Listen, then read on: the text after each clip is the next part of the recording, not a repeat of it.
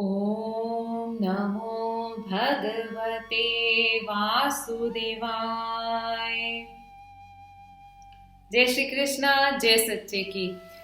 आप सबका बहुत सारा स्वागत है मेरे इस कार्यक्रम में। उम्मीद है आप सब लोग बहुत अच्छे से होंगे।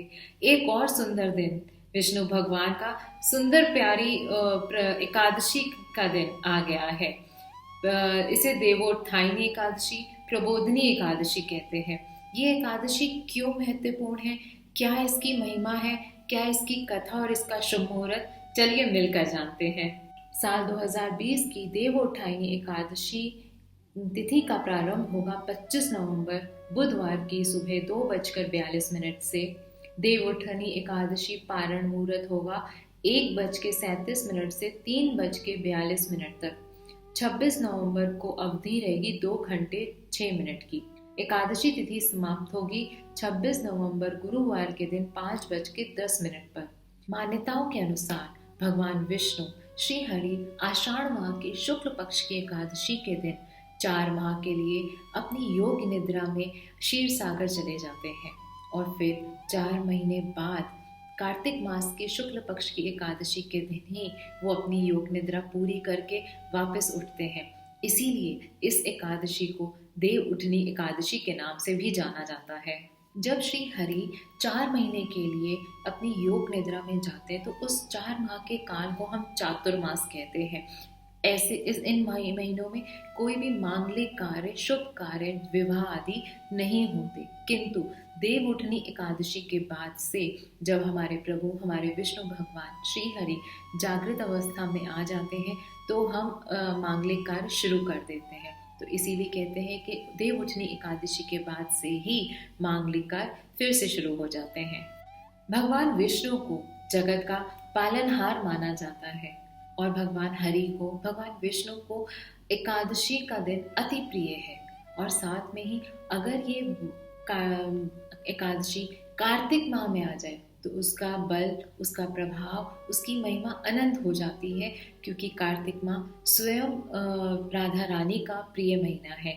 तो राधा रानी के प्रिय महीने होने की वजह से कार्तिक महीने में आने वाली कोई भी एकादशी का महत्व और अधिक बढ़ जाता है। इसीलिए जो ये एकादशी हमारी देवउठनी एकादशी है, ये बहुत महिमामयी है। इस दिन जो भी संत समाज होते हैं, जो भी साधक लोग होते हैं, बहुत ही प्यार से, बहुत ही लाड और आदर करते हुए, भजन गाते हुए अपने हरि को उनकी निद्रा से उठाने का प्रयास करते हैं, उनका आह्वान करते हैं। ऐसी एक प्रथा है जिसमें भजन करके ठाकुर का स्नान आदि करते हैं, पंचामृत से उनको पीले, इस दिन पीले भोज, पीले मिष्ठान, पीले फल, जो भी मौसम के फल हो वो उसका भोग ज़रूर अर्पित करना चाहिए। तुलसी दल अर्पित करना चाहिए। इस प्रकार अपनी पूजा करते हुए, ठाकुर को मनाते हुए अपना व्रत का आप संकल्प भी कर सकते हैं। अगर व्रत रख रहे हैं तो व्रत का संकल्प ज़रूर करें। इस दिन एकादशी के दिन चावल तो बिल्कुल नहीं खाना, तो चावल का त्याग ज़रूर करिएगा। सुबह शाम तुलसी माँ के आगे दीपक ज़रूर जलाइएगा।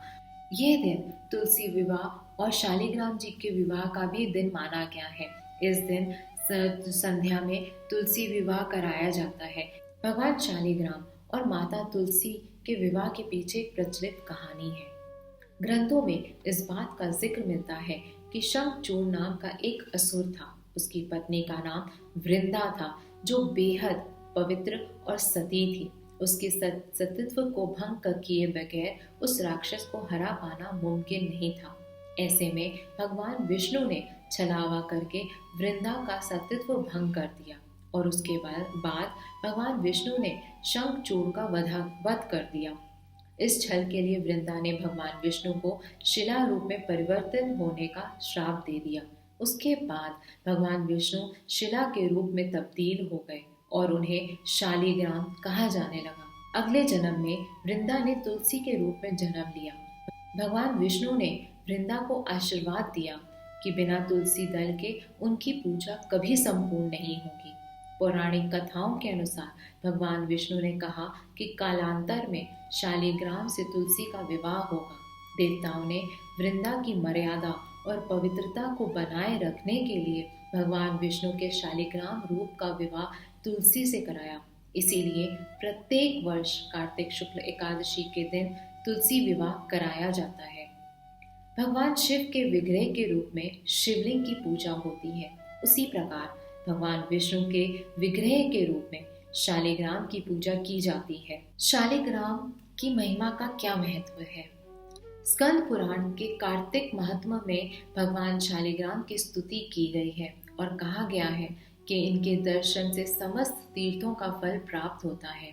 प्रतिवर्ष कार्तिक की द्वादशी को महिलाएं प्रतीक स्वरूप तुलसी और भगवान शालिग्राम का विवाह करवाती हैं। इस वर्ष साल 2020 को गुरुवार के दिन 26 नवंबर को शालिग्राम और तुलसी का विवाह होगा। उसके बाद ही हिंदू धर्म के अनुयायी विवाह आदि शुभ कार्य प्रारंभ करते हैं। तुलसी विवाह का सीधा अर्थ है तुलसी के माध्यम से भगवान का आवाहन करना। शास्त्रों में कहा गया है कि जिन दंपतियों के कन्या नहीं होती वे जीवन में एक बार तुलसी का विवाह करके कन्यादान का पुण्य अवश्य प्राप्त करते हैं। श्रीमद् देवी भागवत के अनुसार जो व्यक्ति कार्तिक महीने में भगवान विष्णु को तुलसी पत्र अर्पित करते हैं उन्हें 10,000 गायों के दान का फल निश्चित प्राप्त होता है। वैसे भी नित्य प्रति भगवान शालिग्राम का पूजन भाग्य और जीवन बदल देता है। शालिग्राम का विधि पूर्वक पूजन करने से किसी प्रकार की व्याधि और ग्रह बाधा परेशानी नहीं होती है। बोलिए विष्णु भगवान की जय, शालिग्राम भगवान की जय, तुलसी मैया की जय। चलिए अब हम सब मिलकर देव उठनी एकादशी की कथा सुनते हैं। भगवान श्री कृष्ण ने कहा, हे अर्जुन, तुम मेरे बड़े ही प्रिय सखा हो। हे पार्थ, अब मैं तुम्हें पापों का नाश करने वाली तथा पुण्य एवं मुक्ति प्रदान करने वाली प्रबोधिनी एकादशी की कथा सुनाता हूँ, श्रद्धा पूर्वक सुनो। इस विषय में मैं तुम्हें नारद और ब्रह्मा जी के बीच हुए वार्तालाप को सुनाता हूँ। एक समय नारद जी ने ब्रह्मा जी से पूछा, हे पिता, प्रबोधिनी एकादशी का व्रत का फल क्या होता है? आप कृपा करके मुझे इसे विधि विधान पूर्वक बताएं। ब्रह्मा जी ने कहा, हे पुत्र, कार्तिक माह के शुक्ल पक्ष की प्रबोधिनी एकादशी के व्रत का फल एक रहस्य अश्वमेघ तथा 100 राजस्यु यज्ञ के फल के बराबर होता है। नारद जी ने कहा, हे हिता, एक संध्या को भोजन करने से, रात्रि में भोजन करने से तथा पूरे दिन उपवास करने से क्या क्या फल मिलता है, कृपा करके विस्तार से समझाइए। ब्रह्मा जी ने कहा, हे नारद, एक संध्या को भोजन करने से 2 जन्मों के तथा पूरे दिन उपवास करने से 7 जन्मों के पाप नष्ट हो जाते हैं। जिस वस्तु का त्रिलोक में मिलना दुष्कर है, वह वस्तु भी प्रबोधिनी एकादशी के व्रत से सहज ही प्राप्त हो जाती है। प्रबोधिनी एकादशी के व्रत के प्रभाव से बड़ा पाप भी क्षण मात्र में नष्ट हो जाता है। पूर्व जन्म में किए हुए अनेक बुरे कर्मों को प्रबोधिनी एकादशी का व्रत क्षण भर में नष्ट कर देता है। जो मनुष्य अपने स्वभाव अनुसार प्रबोधिनी एकादशी का विधि विधान पूर्वक व्रत करते हैं उन्हें पूर्ण फल प्राप्त होता है। हे पुत्र, जो मनुष्य श्रद्धा पूर्वक इस दिन किंचित मात्र पुण्य करते हैं उनका वह पुण्य पर्वत के समान अटल हो जाता है।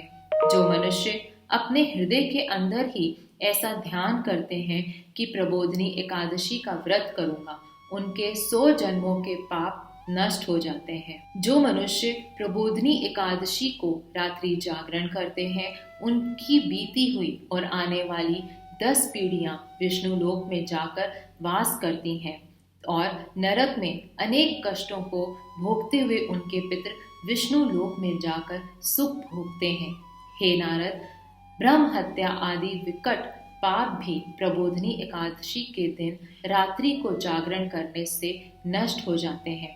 प्रबोधिनी एकादशी को रात्रि के जागरण का फल अश्वमेघ आदि यज्ञों के फलों से भी अधिक ज्यादा है। सभी तीर्थों में जाने तथा गो, स्वर्ण, भूमि आदि के दान का फल प्रबोधिनी एकादशी के रात्रि के जागरण के फल के बराबर होता है। हे पुत्र, इस संसार में उसी मनुष्य का जीवन सफल है जिसने प्रबोधिनी एकादशी के व्रत द्वारा अपने कुल को पवित्र किया है। संसार में जितने भी तीर्थ हैं तथा जितने भी तीर्थों की आशा की जा सकती है वह प्रबोधिनी एकादशी का व्रत करने वाले के घर में रहते हैं। प्राणी को सभी कर्मों को त्यागते हुए भगवान श्री हरि की प्रसन्नता के लिए कार्तिक माह की प्रबोधिनी एकादशी का व्रत अवश्य करना चाहिए।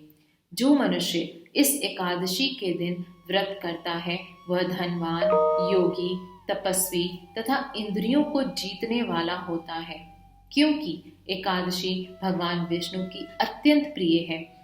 इसके व्रत के प्रभाव से मनुष्य जन्म मरण के चक्र से मुक्त हो जाता है।